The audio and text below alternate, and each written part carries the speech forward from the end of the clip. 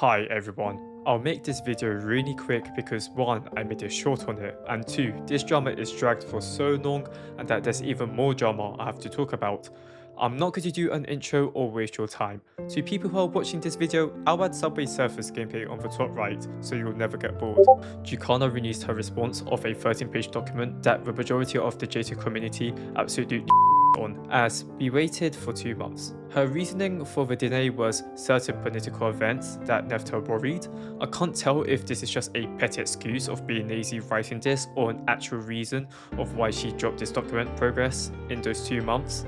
First section is the removal of Ring 4 to Sunny Abyss connection. I speak for everyone in the JToH community is that we don't really care if the gateway is removed or not. Cool that Jukecalla made her reason for it being redundant, which I agree with. However, the main issue behind this was that Jukecalla implemented this action with no prior warning for the team, one of the issues written in the staff team document she later admits.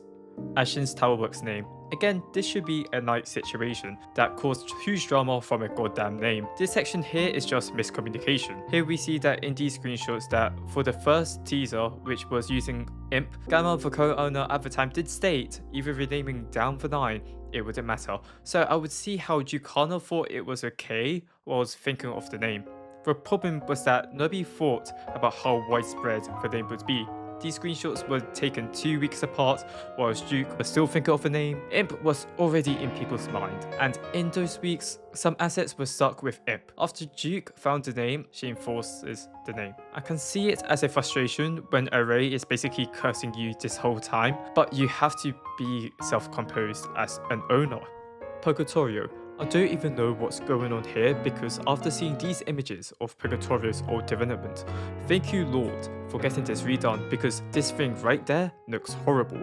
Pretty much the whole organization here had no backbone that no one was willing to develop because she had no solid plan. She later stated to create the idea and vision of upcoming areas as a more organized effort, likely through meetings as we get together and probably exchange ideas before acting on them. That should be like that way long time ago. So 9B.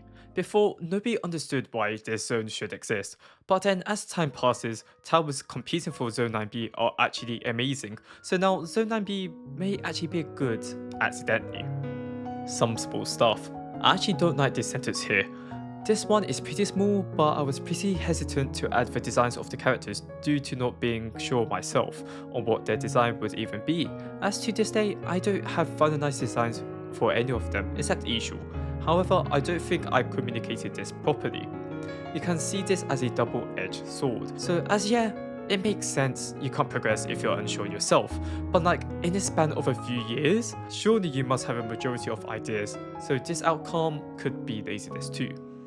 I have to give Jukecalla credit about the Stick Stack and Security promotion, even though, they were kind of unfair, as Stick Stack is definitely a driving factor for the Christmas event release and Security is a genuinely nice person. I see nothing wrong about them being promoted.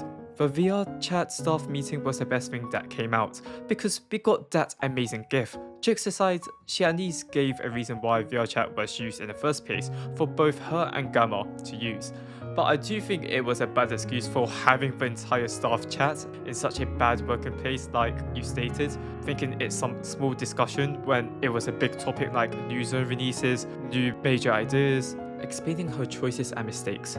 Here, sorry, but this just sounds jealousy that people would listen to Gamma respectfully compared to you. To some extent, you would be paranoid, but you're the owner. You must have that self-confidence and learn what you're doing wrong instead of going against the staff team to improve yourself. To even bother trying to play the victim, as it will just paint a bad image of you. Also, the lack of attention problem, bringing ADHD, I can't lie, is so useless because every drama document always bring it up, that it's basically lost its meaning. It doesn't mean I'm saying that she's lying with ADHD and that it didn't affect her, I'm just saying how oversaturated its usage of the word is for an excuse/reasoning. She then ended the document by thanking the former staff for their contributions and then add Dawn, yes Dawn from Nimbus Company.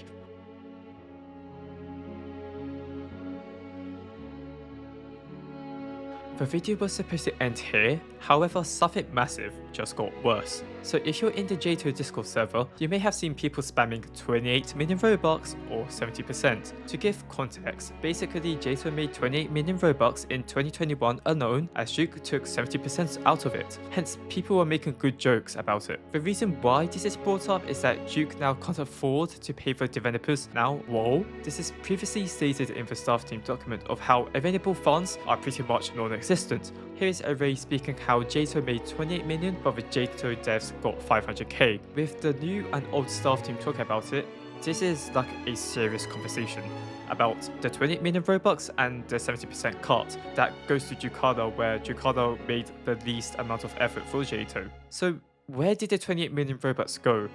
It's funny how the cut was basically cut in half after the old staff team dropped their document. Yeah, it's a really bad situation for Jukecalla, but we'll see from her next response. Or even if she does a response, who knows? I'll just leave the video with a paragraph from the Death Eagle. How hard was the work to get you burnt that badly? 70% of the pay for 5 whole years, all for barely 5% of the work. I'm disappointed, and I believe a lot of you are too. Show Juke how much you care about the game and how much you want to see things improve by giving honest and fair critique to her. Don't harass her though, that won't help, it will only make things worse. Remember, Juke is not a terrible person, she is only a terrible owner.